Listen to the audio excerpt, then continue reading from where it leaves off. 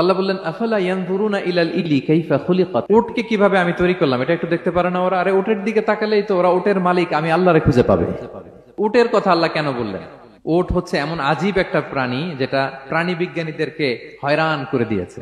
আল্লাহু আকবার, আপনি অবাক হবেন উটের যে ফিচার আল্লাহ তাআলা দিয়েছেন। মক্কার লোকেরা উটের গোশত খাইতো, উটের দুধ খাইতো, উটের চামড়া দিয়ে দ্য ফাইনেস্ট লেদার তারা বানাতো, উটের উপর মাল নিয়ে বোঝাই করে এক প্রান্ত থেকে আরেক প্রান্তে পাড়ি দিত, নিজেরা উটের উপর রাইডিং করত।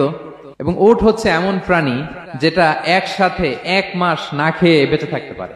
1 মাস পানিও খাওয়া লাগবে না, খাবারও খাওয়া লাগবে না। প্রাপ্তবয়স্ক একটা উট একসাথে 200 লিটার পানি খেয়ে ফেলতে পারে।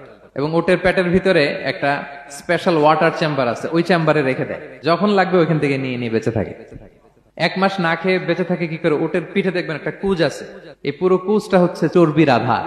উটের যখন খাবার থাকে না মরুভূমিতে, মাসের পর মাস যখন চলে, ওই চর্বি থেকে এনার্জি নিয়ে সে মরুভূমিতে চলে, সে না খেয়েও বাঁচতে পারে।